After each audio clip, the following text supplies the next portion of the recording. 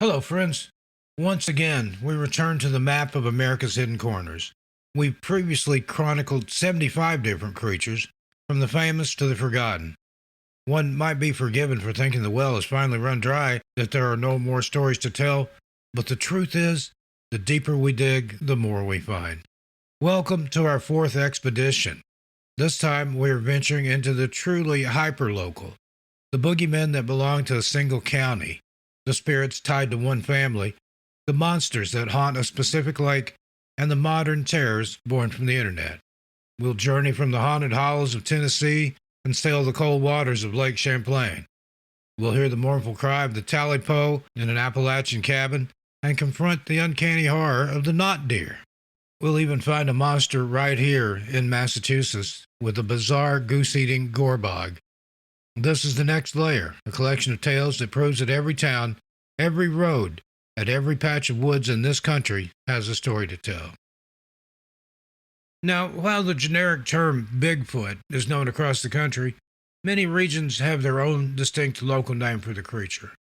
Here in New England, for example, we might have our wood devils, but in the rugged cold country mountains of southwest Virginia, they have the wood booger.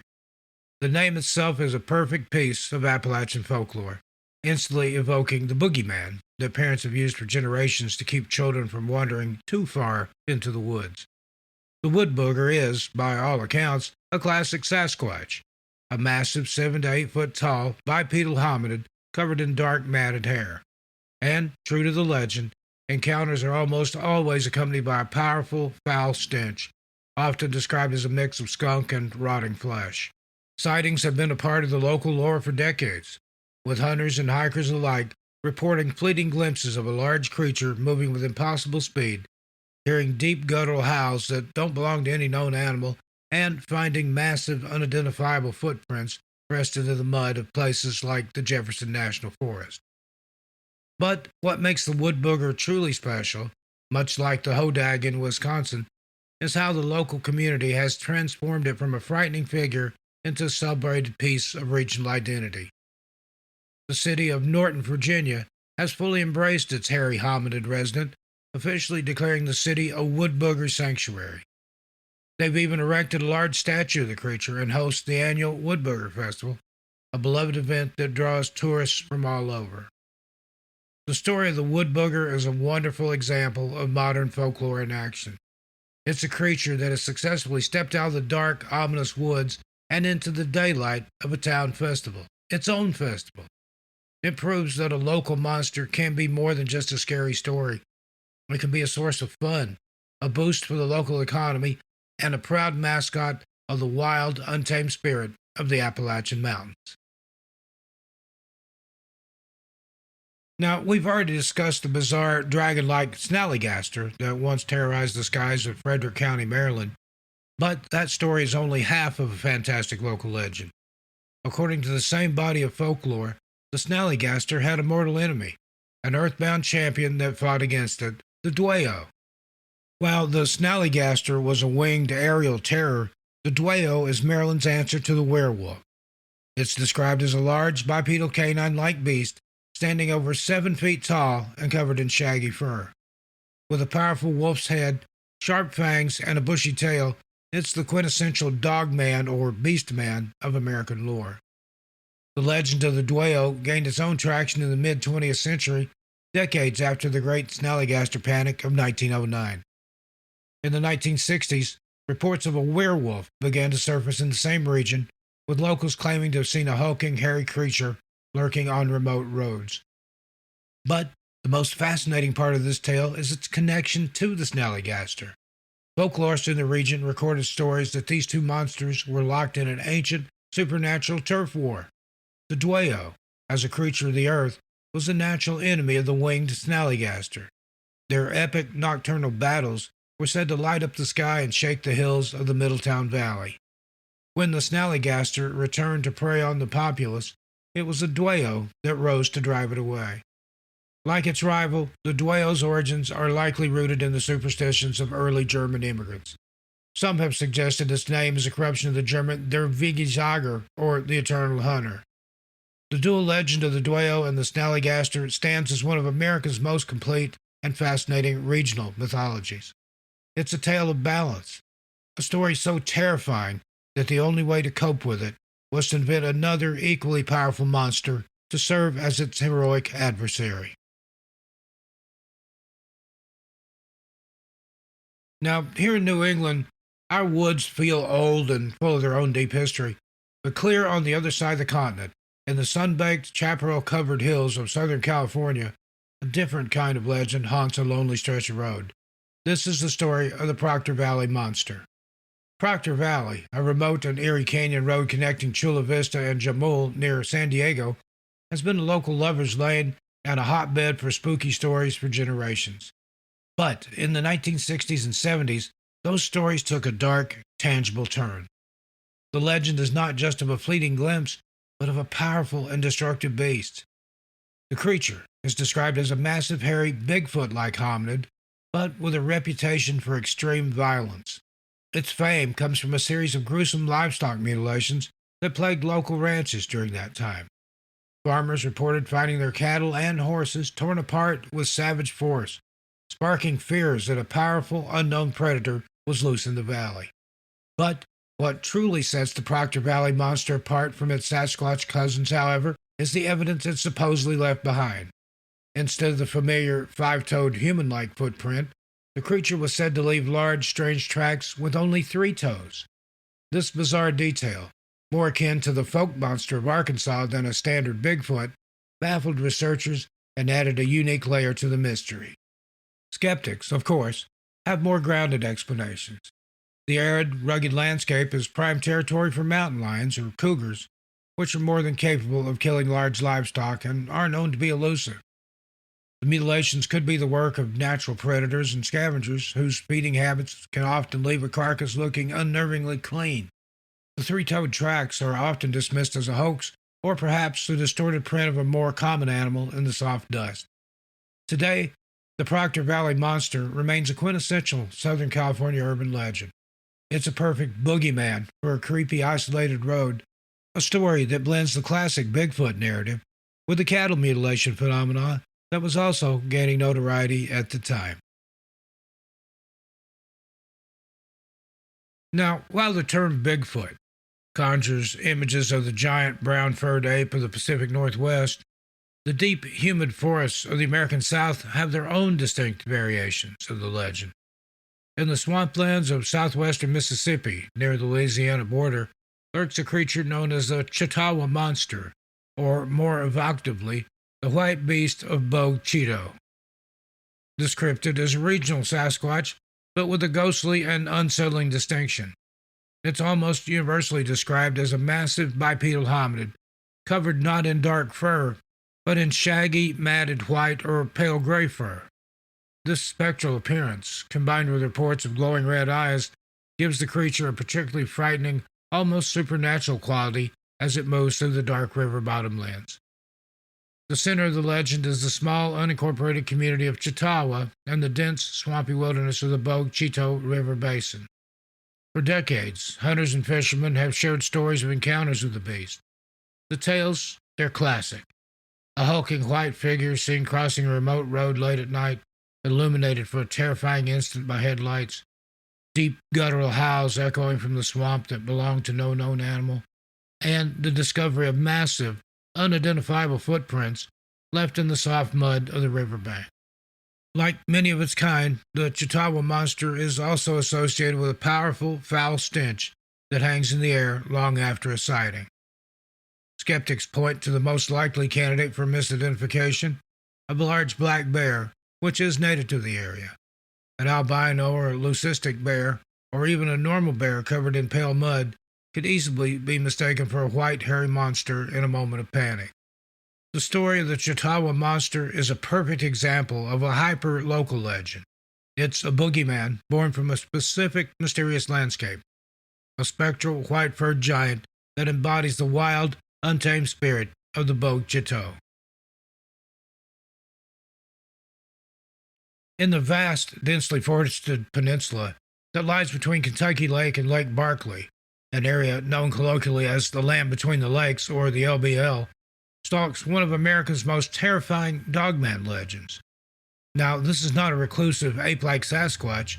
This is the beast of LBL, a creature described as an aggressive, 7-foot-tall, bipedal canine. Witnesses and local legends paint a chilling picture. A muscular, werewolf-like monster covered in dark matted hair with a long pointed snout full of fangs, powerful clawed hands, and piercing, intelligent eyes that glow red or yellow in the dark. It's known for its terrifying wolf-like howl that seems to come from a creature far larger than any known wolf. The legend is deeply rooted in the region's history, with settlers in the 19th century land between the rivers telling tales of a wolf man that roamed the forest. However, the modern legend is fueled by a much darker, though likely apocryphal, story that circulates online. This creepypasta-style tale, often set in the 1980s, tells of a family or a group of campers who were brutally attacked and slaughtered in their cabin or van by the beast, depending on which story you hear. The stories also claim the government covered up the incident, contributing to the creature's sinister reputation. But beyond this sensational tale, the beast of LBL is blamed for a very real history of livestock mutilations on the farms surrounding the recreation area. Farmers have reported finding animals killed in ways that seem too savage for a common coyote or wild dog. Now, skeptics point out that the LBL is a massive, managed wilderness, and the most logical culprit for sightings is a large black bear, which can stand bipedally, or maybe even a transient timber wolf. The gruesome massacre stories have no basis in official records and are now considered classic internet-born urban legends. In the deep woods of Kentucky, the beast of LBL stands as a prime example of a modern American monster. It's a legend where old-world werewolf fears blend with modern internet folklore, creating a creature that remains the undisputed alpha predator of the region's campfire tales, if nothing else.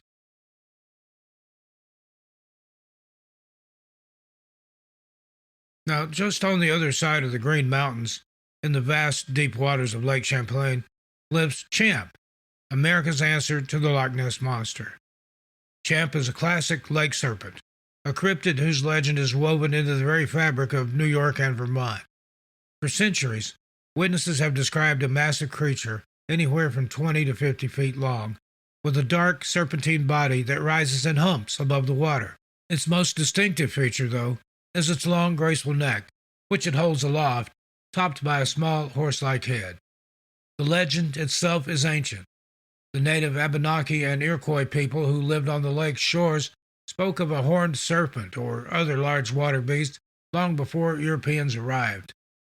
While a 1609 journal entry from Samuel de Champlain himself is often cited as the first sighting, this is likely a misinterpretation of his description of a large garfish.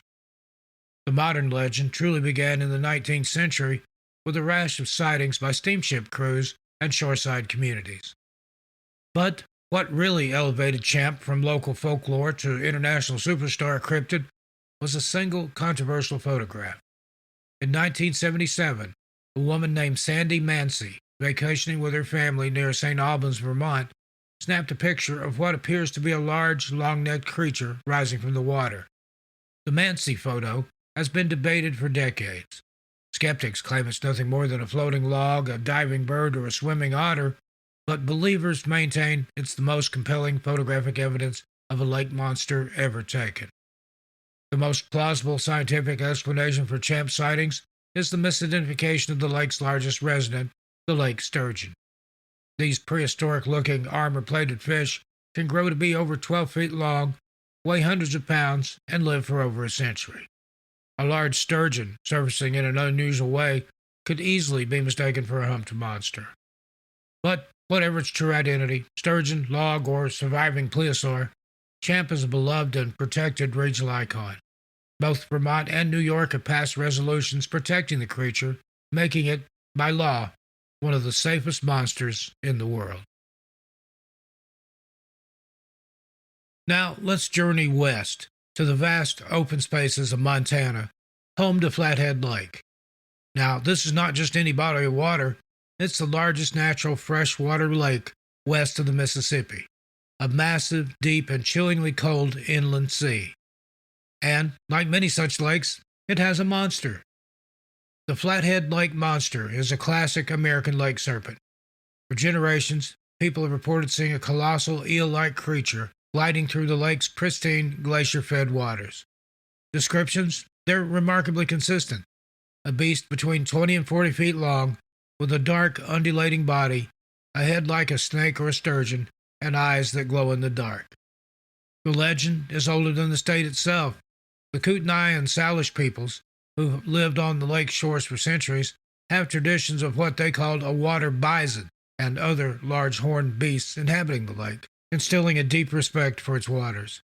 As settlers and tourists alike arrived, their sightings continued the legend. In 1889, a steamship captain and his entire crew of 100 passengers reportedly saw a massive whale-like creature in the lake, solidifying its place in regional folklore. Sightings continue to this day, with boaters and residents claiming to see strange, unidentifiable wakes or the creature's humped back breaking the surface. Skeptics, naturally, point to the lake's most prominent and imposing resident, the white sturgeon. These prehistoric, armor-plated fish are true river giants, and while not native to the lake, they were introduced in the 20th century, though reports of the monster predate this, though similar-looking native bull trout could also grow to enormous sizes. A sturgeon, which can exceed 10 feet in length and weigh hundreds of pounds, surfacing in just the unusual way, could easily be mistaken for a monster by an unsuspecting observer.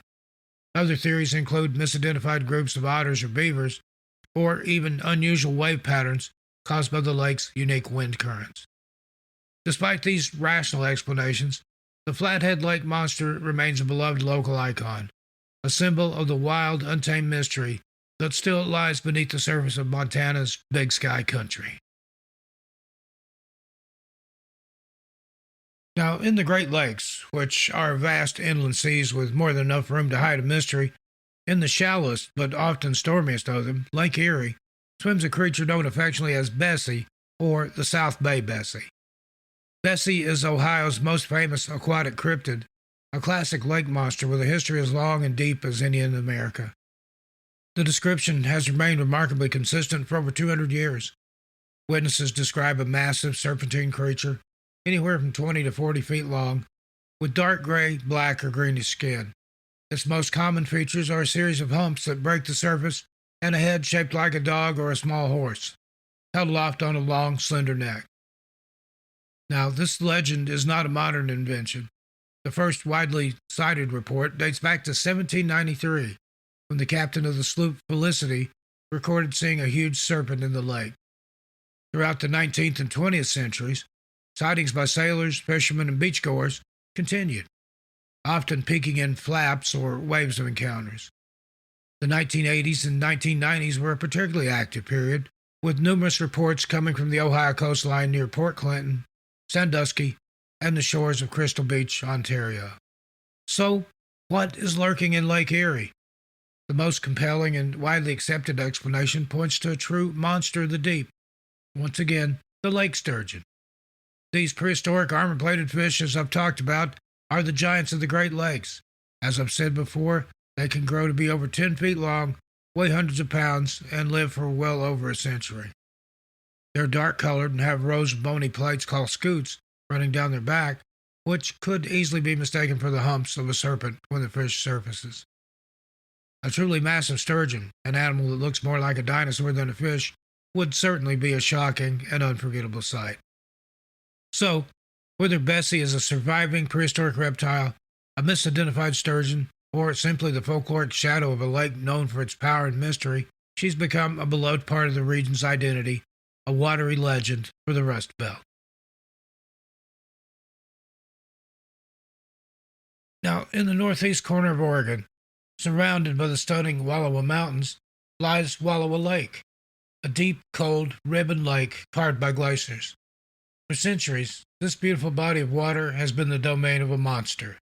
The legend of the Wallowa Lake Monster is ancient, originating with the Nez Perce people who considered the valley their homeland. They spoke of a big water grizzly, or more commonly, a large horned beast that would surface from the lake's depths. This was no gentle creature. It was a predator. The most frightening stories, told of the monster snatching deer and elk from the water's edge, and pulling them down to a watery grave. This powerful legend was passed on to the white settlers who arrived in the 19th century.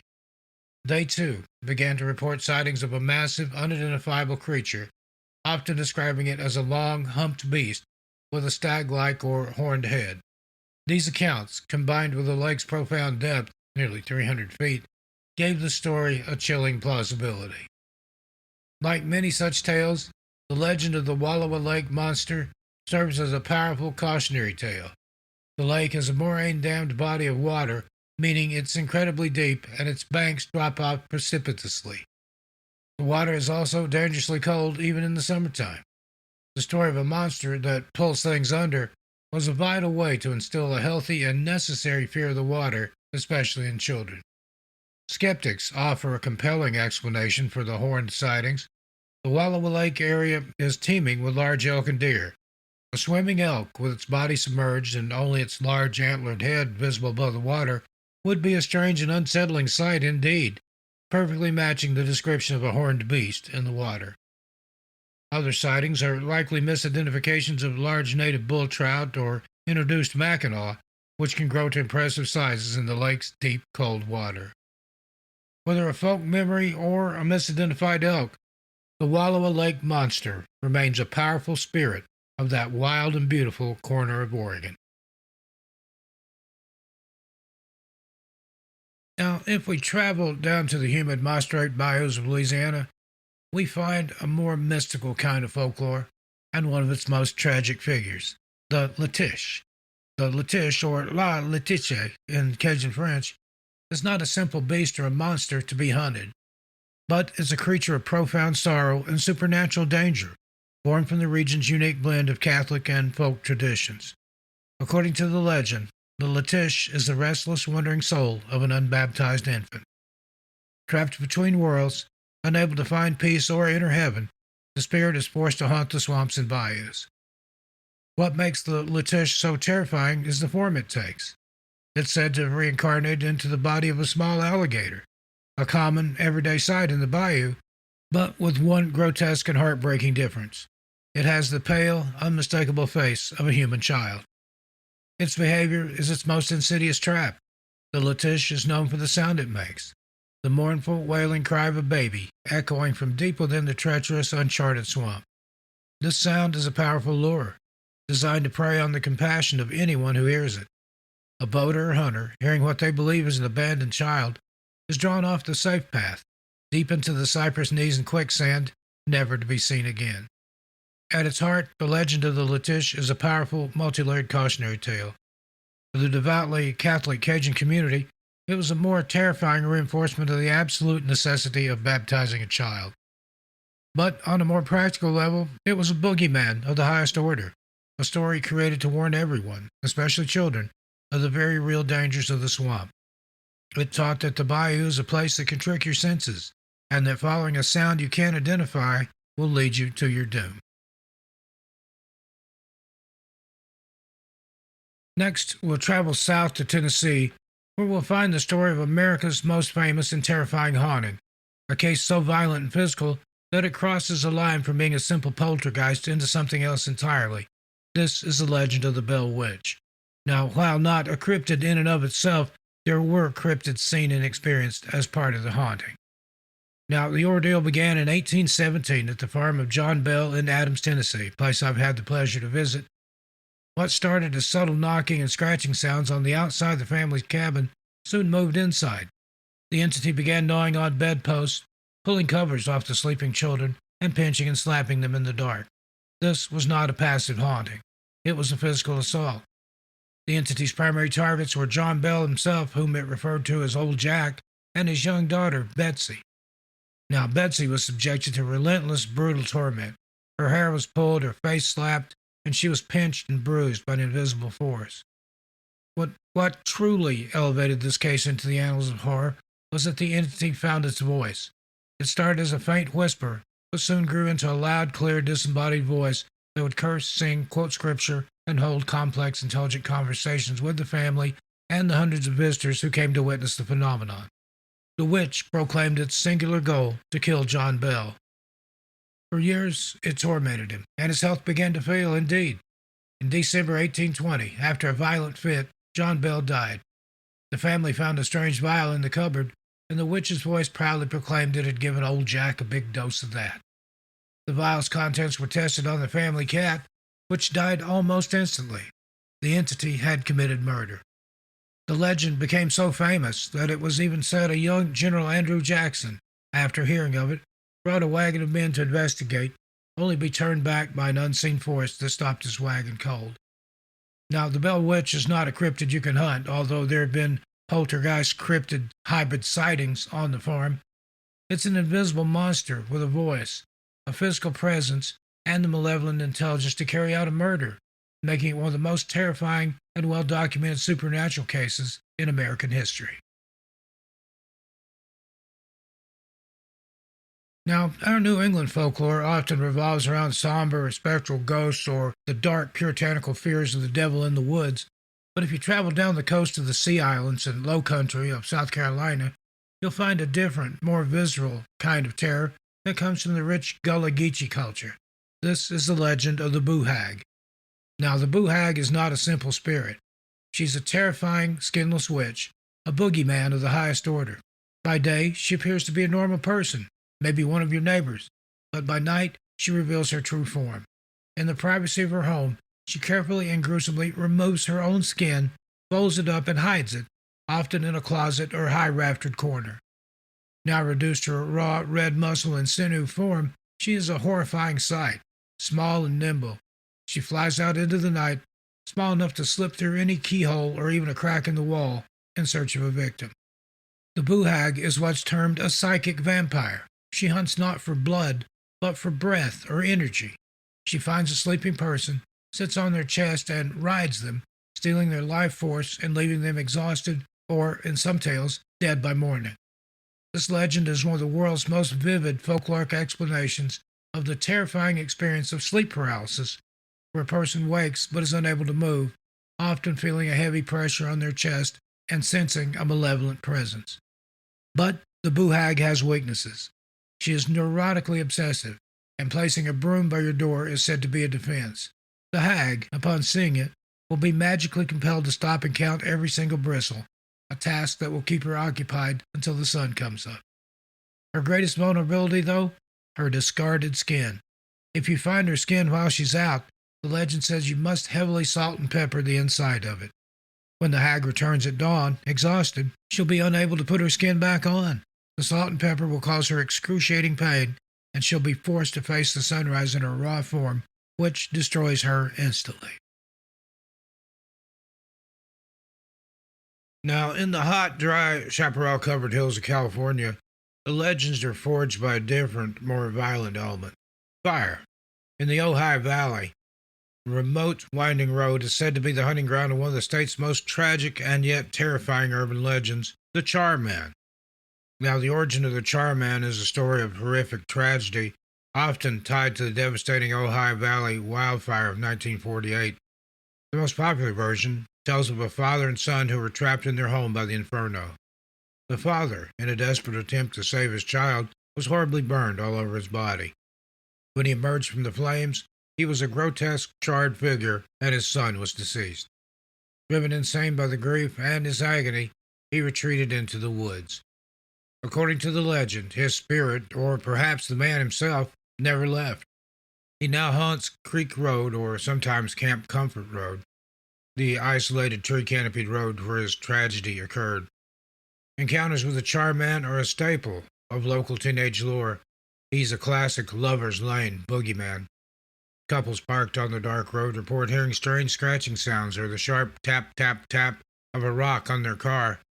Others report a more terrifying confrontation: a horribly burned, smoking figure emerging from the darkness to run at their car, banging on the doors and shrieking. Some even claim to have glanced in their rearview mirror only to see the charred man's face staring back at them from the back seat. At its heart, the legend of the Charman is a powerful, localized cautionary tale. The winding, narrow road is genuinely dangerous to drive on at night. Furthermore, the story serves as a visceral personification of the region's most ever-present and terrifying natural threat, the wildfire. The Charman is the human face of that arbitrary, all-consuming destruction, a reminder of the very real danger that lives in the dry California hills. Next up, the black eyed children. Now, these are different. This is a thoroughly modern urban legend, a piece of viral creepypasta was before there was such a thing, born from the internet. And its horror comes from the fact that it shows up right at your door. The story, it's almost always the same. It's late at night, you're in your home or even your car, and there's a knock. Outside, you see two or three small children, usually between the ages of 8 and 12. They speak in a strange, flat monotone, asking for help.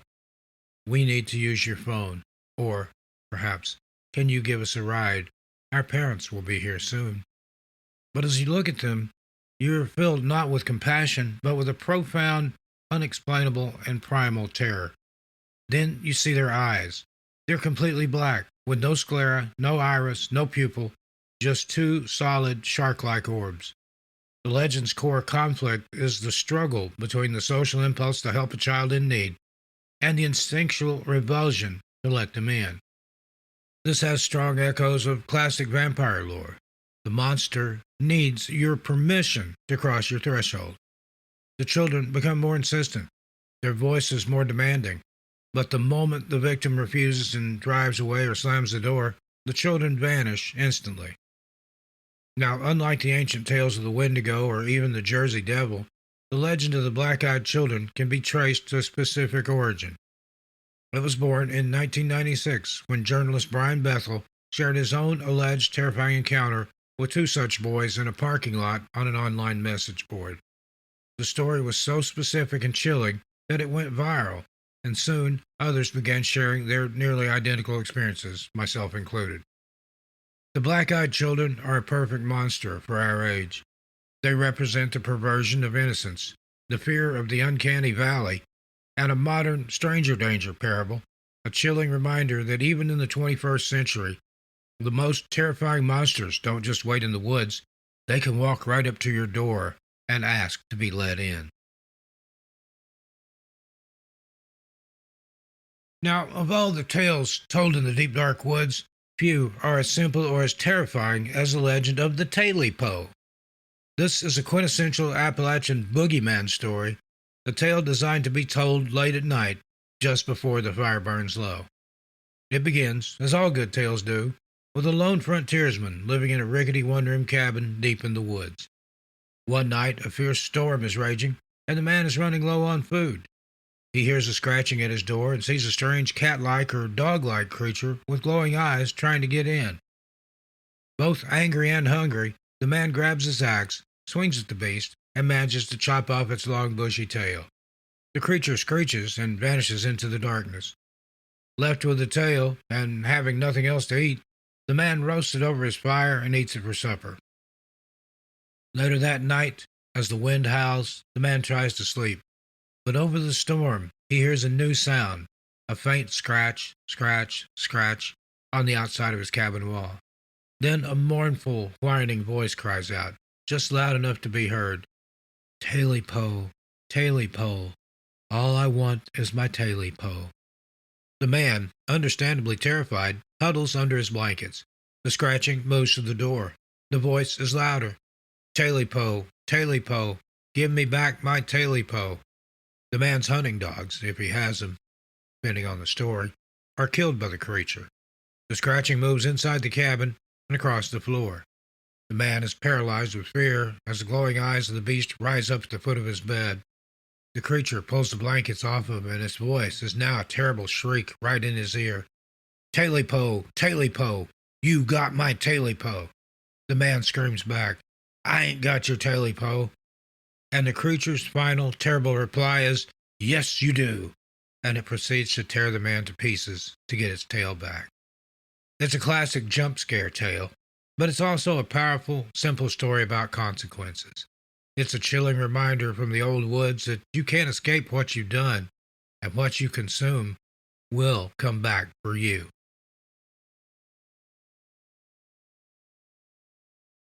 Now, as it gets late and the shadows lengthen in the woods, it's easy to feel that primal sensation of being watched.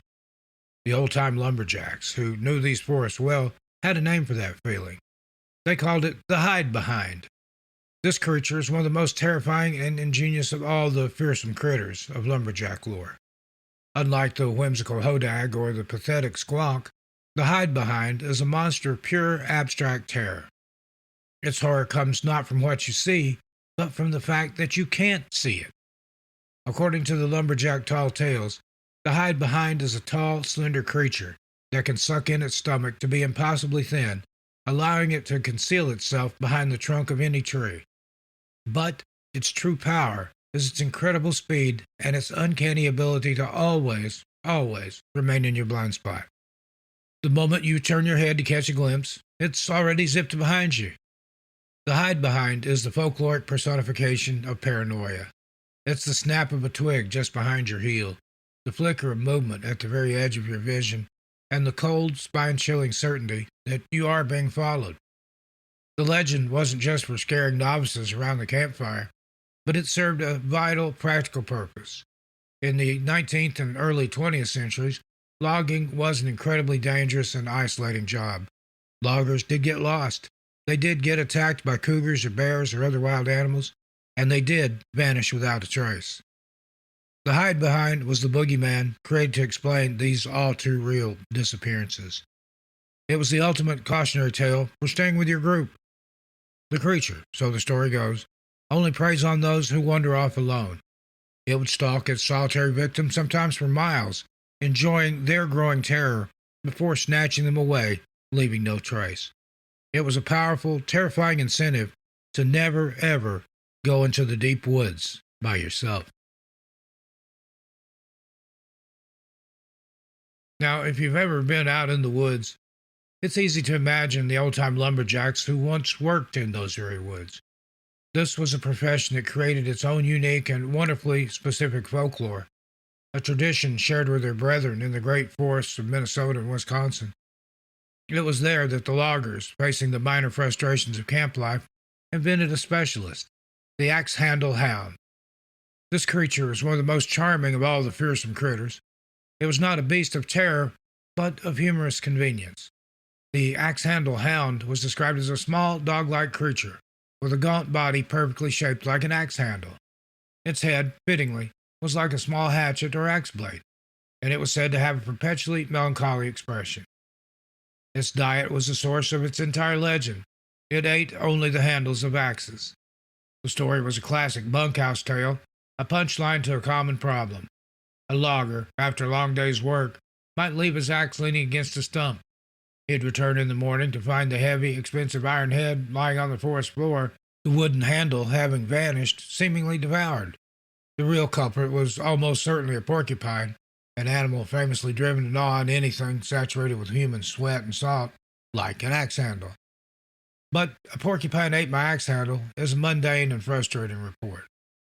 The axe handle hounds were through last night is a far better story. It transformed a common nuisance into an encounter with a whimsical, specialized beast.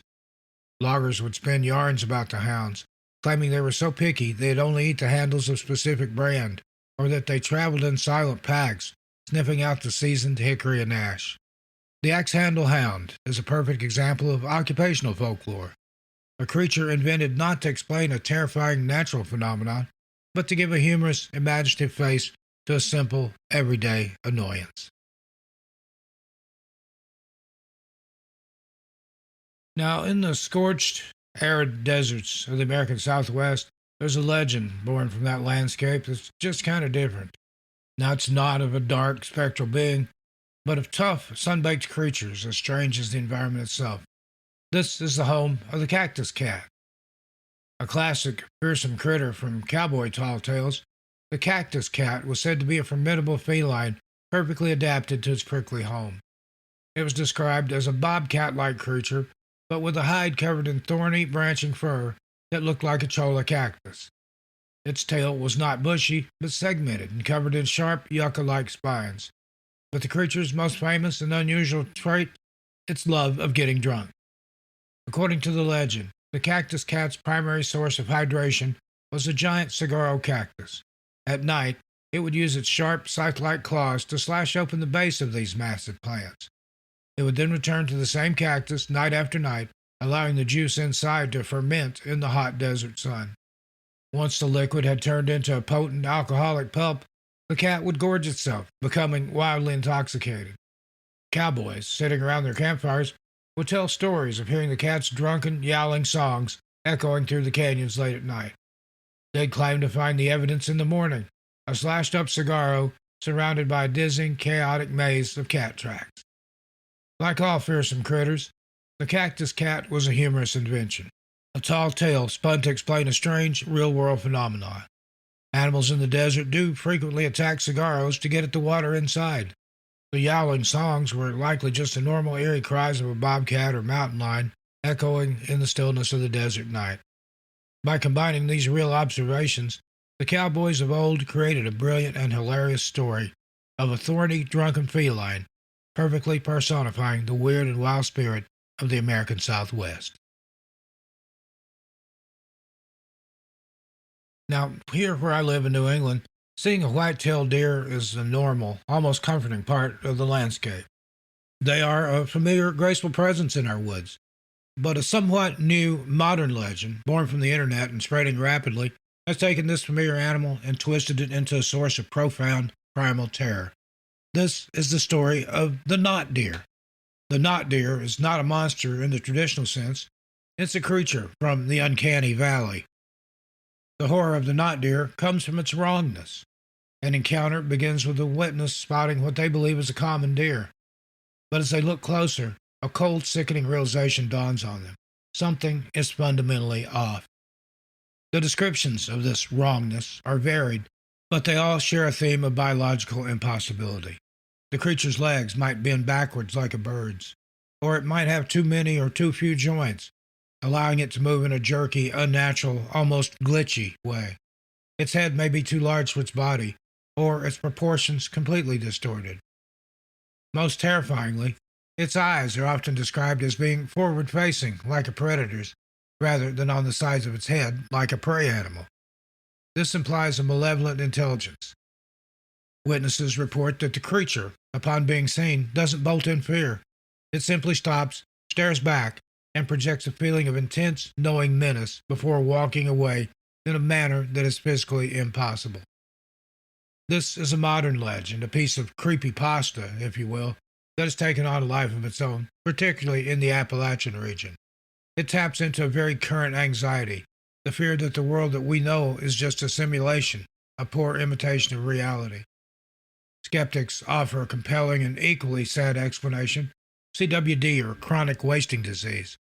This very real and terrifying prion disease attacks the nervous systems of deer, causing them to become emaciated, uncoordinated, and unafraid of humans, leading to the exact kind of wrong behavior that defines the knot deer. Whether a genuine supernatural entity, a glitch in the matrix, or simply the tragic symptom of a real-world plague, the knot deer has become the perfect monster for our age, a chilling reminder that sometimes the most terrifying thing is the monster, but a familiar sight that is just slightly off.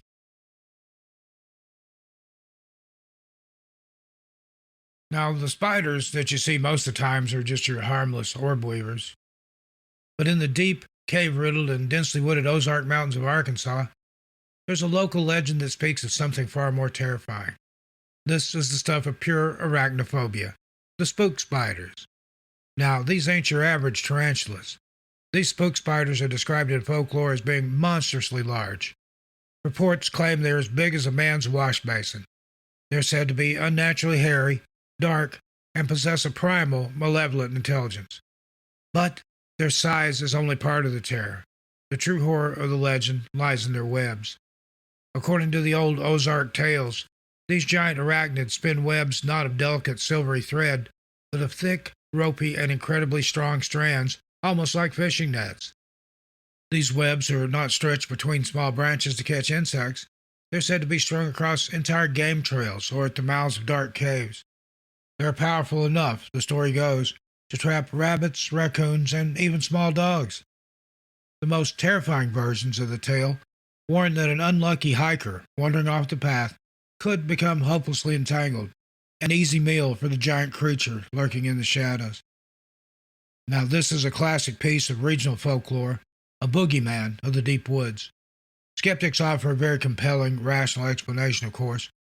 The Ozarks are home to several species of caterpillars, like the fall webworm or tent caterpillars, which do build massive communal web-like nests that can cover entire trees and shrubs. These thick, ghostly, and enormous silk structures, when seen in the eerie light of dusk or in a misty holler, look exactly like the work of a monstrous, unseen spider. Whether true, undiscovered species of giant spider, or more likely, a fantastic tall tale inspired by caterpillar nests and a deep-seated primal fear, the legends of the spook spiders endures. I had a gentleman in East Tennessee tell me he knew of one in a cave that was as big as a house cat. It is a chilling reminder, though, that in the oldest, darkest woods, our worst nightmares can often take tangible, terrifying shape, and sometimes that shape has 8 legs.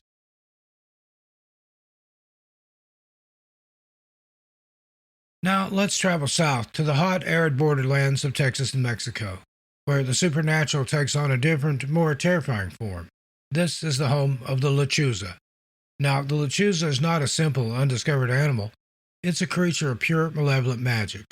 According to Mexican-American folklore, the lechuza is a bruja, a witch, who has used dark spells to transform herself into a monstrous giant owl. It's described as being terrifyingly large, often as big or bigger than a human, with a wingspan of 7 feet or more. Its appearance is a grotesque hybrid, sometimes said to have the body of a massive owl with the face of an old haggard woman with glowing red eyes that pierce the darkness. However, sometimes it's just a big owl. Either way, the true terror of the lechuza is not just its appearance, but its call. It's said to be a bird of ill omen. To hear its blood-curdling, human-like screech in the dead of night is considered a powerful warning that someone in the household is about to expire. The lechuza is not a passive spirit, oh no. It's known for its aggression. Tales abound of the creature swooping down on cars on lonely back roads, its talons scraping against the car hood. It's also said to try and lure people outside by mimicking the cry of a baby or even whistling a tune. Like many witch legends, it's said to be repelled by salt and prayer, or both. Skeptics, of course, point to a very real and imposing bird, the great horned owl. These are large, powerful predators with a wide cat-like face and deep, haunting calls. Now, in the dead of night, on a dark road, an encounter with one of these massive birds could be a profoundly terrifying experience indeed, easily fueling the legend of a shape-shifting witch. But the legend of the lechuza is more than a simple misidentification. It's a deep-seated cultural boogeyman, if you will, a story that serves as a powerful warning against straying too far at night and a personification of the fear of dark magic. And it remains one of the most feared and respected legends of the Texas-Mexico border area. Now, it's worth remembering that our woods here in New England have their own unique and deeply unsettling legends. Just a short drive north of me, in the dense forests of New Hampshire and Vermont, people report encounters with a creature far more aggressive than the reclusive Bigfoot. This is the home of the devil monkeys. Now, this isn't a story of a gentle ape-like giant. The devil monkeys, like the name says, are described as large, powerful, and vicious primates, much more akin to a troop of baboons than a solitary Sasquatch. Witnesses consistently report seeing fast-moving, long-tailed creatures covered in shaggy, dark fur. Their most terrifying feature? Their distinctly canine fangs and their aggressive, territorial behavior. They're known for their incredible speed and their ability to make colossal leaps either from tree to tree or, in some terrifying accounts, onto the hoods of cars. A famous modern encounter occurred in Salem, New Hampshire in 2001, when a woman reported seeing a baboon-like creature with a long tail leaping through her yard with frightening agility. But the stories go back much further, often existing in the same high strangeness zones as other phenomena like Vermont's Bennington Triangle. Perhaps the most bizarre and debated detail of the legend is the tracks. Some reports claim the devil monkeys leave behind three-toed footprints, a biological anomaly that, if true, would place them in the same category of high strangeness as the folk monster and not in the primate family at all. Of course, skeptics offer a wide range of explanations. Their most plausible is that the creatures are or were escaped exotic pets such as baboons or macaques, that managed to survive for a time in the wild. An aggressive escaped primate would certainly be a shocking and terrifying sight.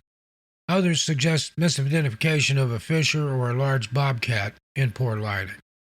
However, the legend endures, a chilling reminder that our familiar New England woods, the same one that surround us here today, might just be hiding a predator far more alien and aggressive than any black bear. Now, we've explored monsters from the deep south, the far west, and the northern plains, but as it turns out, we have a wonderfully bizarre and hyper-local legend right here in my current state of Massachusetts. Now, this isn't a story from the deep ancient woods of the Berkshires. It comes from a suburban lake just north of Boston. This is the tale of the Gorbog. The creature's home is Lake Quannapowitt in Wakefield. While many New England water monsters are described as classic sea serpents, the Gorbog is something far stranger. According to the local legend, which gained traction in the 1970s, it's a giant aquatic insect-like creature. The story was born from a simple, observable mystery. The lake's large and noisy Canada goose population began to mysteriously decline. Geese were vanishing, seemingly without a trace. Rather than blaming a common predator, a fantastic new culprit was proposed. The blame was placed on the Gorbog, a monster that supposedly lurked in the lake's depths, snatching the unsuspecting geese from below and pulling them under. The Gorbog is a perfect example of a folkloric scapegoat, a monster basically invented to explain a very real but mundane ecological event. The real perpetrator behind the vanishing geese? Almost certainly the lake's population of large, powerful snapping turtles. A veteran snapper, which can grow to a formidable size, is more than capable of snatching a gosling or even a full-grown goose from the surface, pulling it underwater, and leaving little to no evidence behind. The story, which was playfully reported in the local Wakefield Daily Item, took on a life of its own. It's a charming reminder that you don't need a deep, vast, ancient loch to create a monster. Sometimes all you need is a good suburban pond, a few missing geese, and a community with a good sense of humor and a great imagination. Now, we find that in the 19th century, in particular, it was a golden age for bizarre, localized monster panics. In the state of New York, in the small hamlet of Crosswick, a creature was reported that seems less like a cryptid and more like a mythological chimera. This is the short, strange tale of the Crosswick monster. Unlike the more biologically plausible, if still unlikely, Bigfoot or lake serpents, the Crosswick monster was a true patchwork beast. According to the sensational newspaper accounts from the era, a time when tall tales were a prime form of entertainment and a great way to sell newspapers, the creature terrorizing the small community was a horrifying hybrid. It was said to have the head of a dog, the cloven feet of a pig, and the long, scaly body of a lizard or maybe even an alligator. This impossible beast was, of course, blamed for all manner of local misfortunes. Farmers claimed it was snatching chickens and even small pigs, while lone travelers on the roads at night reported being frightened by its grotesque form and unsettling cries. This creature almost certainly belonged to the same category as the galwacus, the hodag, or even the snallygaster. It was a piece of newspaper folklore. In the 19th century, a local editor with a slow news day and a vivid imagination could easily invent a monster. This story would then be picked up by neighboring newspapers, creating a small localized flap that brought a bit of excitement and notoriety to the town. The Crosswick monster is a perfect example of this lost art form. It's a legend born not from ancient tradition, but from the uniquely American tradition of the tall tale, a forgotten footnote in the great encyclopedia of the weird. Now, if we look again to our neighbors in New York, the Seneca nation of the Iroquois Confederacy has a legend of its own, one that feels very, very old. This is the tale of the Mog-ur. The Mog-ur is not a spirit or a little person of the woods. It's said to be a true monster, a holdover from a bygone, more savage area. According to the Seneca legend, the Mog-ur was a massive, white-furred, saber-toothed beast, the very last of its kind. It was a solitary, terrifying predator that stalked the ancient forests. a living relic of the Ice Age that somehow survived into human times. The creature was a terror to the early Seneca, a powerful and seemingly invincible foe that represented the raw, untamable power of the ancient world. The story of the Mog-ur is a classic hero's quest, culminating in a great Seneca hunter finally tracking, fighting, and slaying the beast, ridding the world of the last great saber-toothed cat, and making the land safe for humanity. What makes this legend so compelling to anthropologists and cryptozoologists alike is that it's almost certainly a folk memory. The ancestors of the Seneca people, the Paleo-Indians, arrived in North America at the end of the last ice age. They genuinely did share this landscape with a terrifying array of megafauna, including the saber-toothed cat Smilodon. Now, it's entirely plausible that these early hunters had to compete with and defend themselves from these formidable predators. The legend of the Mog-ur, then, is likely a piece of authentic prehistory, an oral tradition passed down for thousands of years, preserving the memory of a very real conflict between the first humans on this continent and the last of the Ice Age giants. It's a chilling and awe-inspiring thought that a story told around a campfire today could be the echo of a real-life battle that took place 10,000 years ago, a testament to the incredible endurance of human memory.